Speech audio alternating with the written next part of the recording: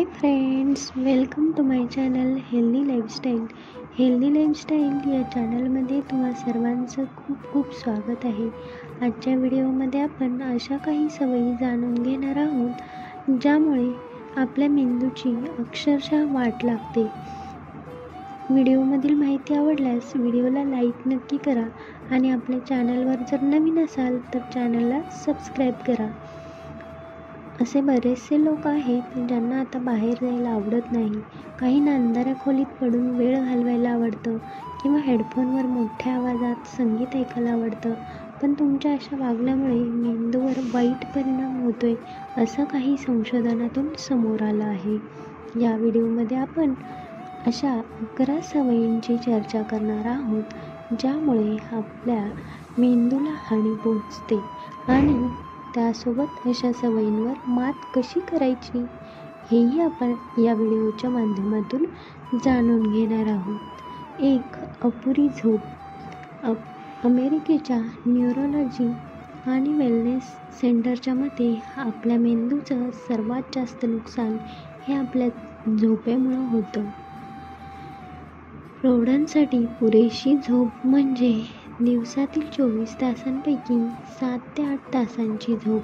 रात्री सलग झोप घेणं अधिक प्रभावी राहतं असं तज्ज्ञ सांगतात. झोपल्यानंतर मेंदूला विश्रांती मिळते.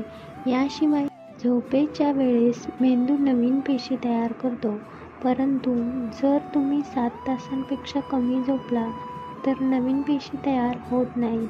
परिणामी तुम्हाला काहीही आठवत नाही, लक्ष केंद्रित करण्यात अडचण येते, चिडचिड होते, निर्णय घेण्यास त्रास होतो. झोपेच्या कमतरतेमुळे डिमेन्शिया, अल्झायमरचा धोकाही वाढतो. जर तुम्हाला तुमच्या मेंदूचं संरक्षण करायचं असेल तर एकच उपाय आहे, रोज रात्री किमान 7 तासाची झोप घेणं. ती जर 8 तासाची असेल तर फारच उत्तम.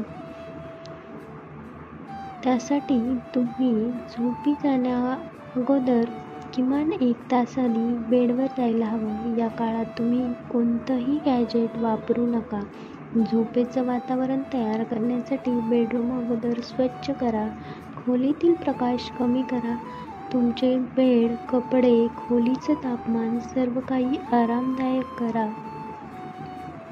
दुसरी गोष्ट, झोपताना कधीही तोंडावर पांघरूण घेऊन झोपू नका, कारण त्यामुळे आपण नाकातून ऑक्सिजन शरीरात घेतो आणि कार्बन डायऑक्साईड वायू बाहेर सोडतो. या सततच्या प्रक्रियेमुळे तुमच्या चेहऱ्याभोवती CO2 जमा होतो.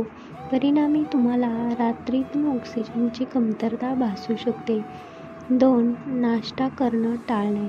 रात्रभर न जेवल्यानंतर दिवसभर काम करण्याची ऊर्जा नाश्त्यातूनच मिळते. पण आपल्यापैकी बरेच जण असे आहेत, सकाळी घाई करतात आणि नाश्त्यासारखी महत्त्वाची गोष्ट सोडून देतात. असं केल्यानं रक्तातील साखरेची पातळी कमी होते, ज्यामुळे मेंदूवर परिणाम होतो. दिवसेंदिवस न्याहारी न केल्याने मेंदूचे नुकसान होते, पेशींची कार्यक्षमता कमी होते. पोषक तत्वांच्या कमतरतेमुळे मेंदूला सामान्य क्रियाकलाप करणं कठीण जातं. 3. पुरेसे पाणी न पिणे. आपल्या मेंदूतील 75% भाग हा पाण्याचा आहे. त्यामुळे मेंदूला हायड्रेटेड ठेवणं हे त्याच्या उत्कृष्ट कार्यासाठी खूप महत्त्वाचं आहे. पाण्याच्या कमतरतेमुळे मेंदूच्या उती आकुंचन पावतात आणि पेशी कार्य गमावतात. या घटनेमुळे तार्किकदृष्ट्या विचार करण्याची किंवा निर्णय घेण्याची क्षमता कमी होऊ शकते. तज्ज्ञांच्या मते मेंदूला निरोगी ठेवण्यासाठी प्रौढ व्यक्तीने दिवसातून किमान 2 लिटर पाणी प्यावं. त्यामुळे तुमचं वजन, आरोग्य, वय, जीवनशैली आणि हवामानानुसार पाण्याचं सेवन वाढू पण शकतं. 4. दीर्घकाळ ताणतणाव असणे. प्रदीर्घ ताणतणावामुळे मेंदूच्या पेशी मरतात आणि मेंदूचा पुढचा भाग आकुंचन पावतो. त्याचा आपल्या स्मरणशक्तीवर आणि विचारशक्तीवर परिणाम होतो. संशोधकांच्या म्हणण्यानुसार जे लोक सतत कामात बुडून राहतात, इतरांनाही काही काम सांगितलं तर नाही म्हणू शकत नाहीत, अशा लोकांना सर्वात जास्त ताण सहन करावा लागतो. पण असं करणं ताबडतोब थांबवा. कोणत्याही प्रकारे अतिरिक्त दबाव घेणं टाळा. आजारी असताना काही जण मेंदूला ताण देणारी कामं करत असतात, पण तुम्ही एक गोष्ट लक्षात ठेवली पाहिजे, ती म्हणजे जेव्हा शरीर आजारी असतं तेव्हा मेंदू रोगप्रतिबंधक कार्यात व्यस्त असतो. त्यामुळे या काळात अतिरिक्त ताण घेणं टाळा. मेंदूला विश्रांती द्या, थेट सुट्टी घ्या. असं नाही केलं तर मेंदूवर दीर्घकालीन विपरीत परिणाम होतो, असं संशोधनातून समोर आलं आहे. जास्त वेळ एकाच ठिकाणी बसून राहिल्यामुळे सर्वाधिक ताण वाढू शकतो. आपल्यापैकी अनेकांच्या नोकऱ्या अशा आहेत जिथे आपल्याला दिवसभर बसावं लागतं. याशिवाय सुट्टीच्या दिवशीही आपण घरात पडून राहतो, पुरेशी हालचाल किंवा अंग मेहनत करत नाही. त्यामुळे लठ्ठपणा, हृदयविकार आणि मधुमेहाचा धोका वाढतो. तसंच स्मृतिभ्रंश होऊ शकतो. त्यामुळे मेंदूला निरोगी ठेवण्यासाठी नियमित व्यायाम करा. दर अर्ध्या तासाने खुर्चीवर उठून फिरा. त्यासाठी तुम्ही टायमर सेट करू शकता. आठवड्यातून किमान 3 दिवस अर्धा तास जॉगिंग करा किंवा चालण्याचा व्यायाम करा. 5. गुगल सर्चचा अतिवापर.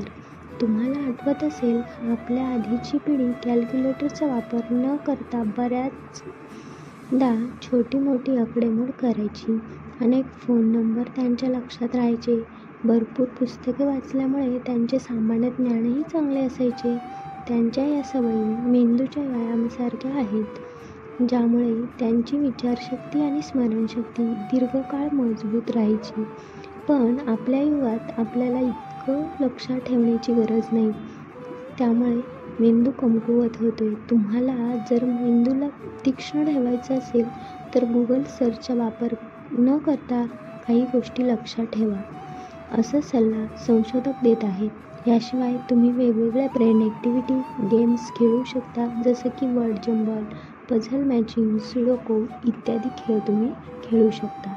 6. सतत हेडफोन वापरणं. मोठ्या आवाजात गाणी ऐकणं. तुम्ही वापरत असलेले हेडफोन किंवा एअरपॉड 30 मिनिटांपेक्षा कमी वेळात तुमचं नुकसान करू शकतात. मोठमोठ्या आवाजात गाणी ऐकणं किंवा मोठ्या गोंगाटात जास्त वेळ राहिल्यानं श्रवणशक्तीची गंभीर समस्या होऊ शकते.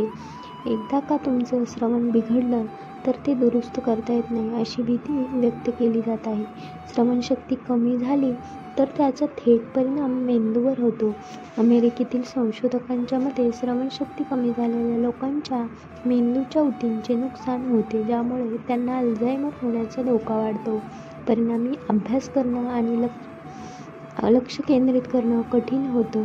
हेडफोन वापरण्यापूर्वी किंवा जास्त आवाजात तुमचे आवडते गाणे ऐकण्यापूर्वी 2दा विचार करा. तुम्ही दीर्घकाळ हेडफोनचा वापर करून गाणी ऐकत असाल तर त्याचा आवाज 60% जास्त वाढवू नका.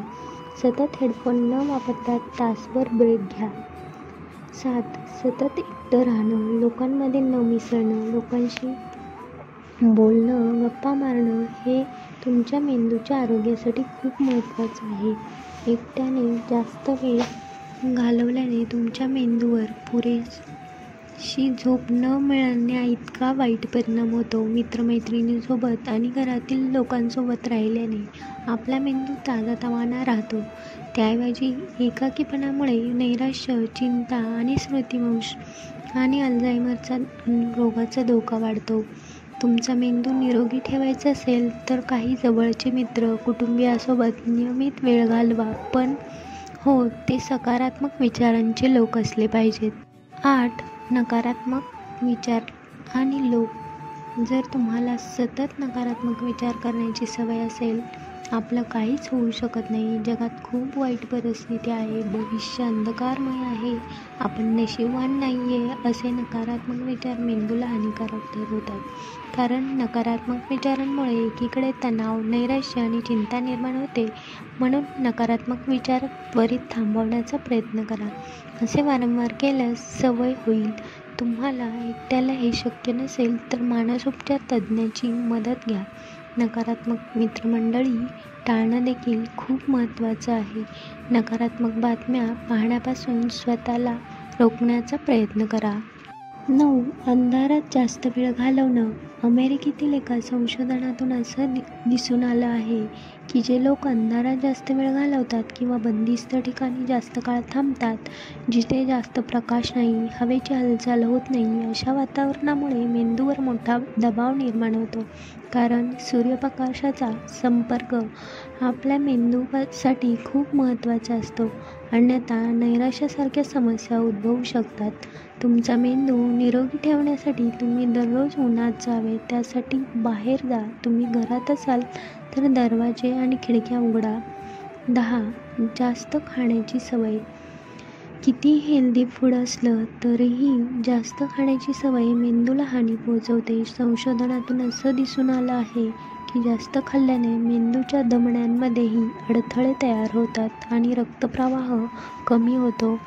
त्यामुळे स्मरणशक्ती आणि विचार कमी होतात, ज्यामुळे स्मृतिभ्रंश आणि अल्झायमरचा धोका होऊ शकतो. जंक फूड, तळलेले पदार्थ, जास्त साखर असलेले पदार्थ, शीतपेय इत्यादी खाल्ल्याने मेंदूला तेवढाच धोका निर्माण होतोय. म्हणूनच मध्यम आणि योग्य आहार घेणं खूप महत्त्वाचे आहे. अनेक लोक रोजच्या कॅलरीजचा मागोवा ठेवण्यासाठी वेगवेगळे ॲप्स वापरतात, पण उत्तम उपाय म्हणजे पोषण तज्ज्ञांच्या सल्ल्यानुसार स्वतःचा आहार बनवणे आणि त्याचे पालन करणे. बरेच लोक आहार म्हणजे चरबी काढून टाकणे असा विचार करतात, पण लक्षात ठेवा, मेंदूचा 60% भाग चरबीचा आहे. त्यामुळे सर्व प्रकारचे अन्न खाल्ले पाहिजे, परंतु ते योग्य प्रमाणात खाल्लं पाहिजे. याशिवाय मद्यपान आणि धूम्रपान आरोग्यासाठी हानिकारक आहे. त्याचा सर्वात वाईट परिणाम मेंदूवर होतो.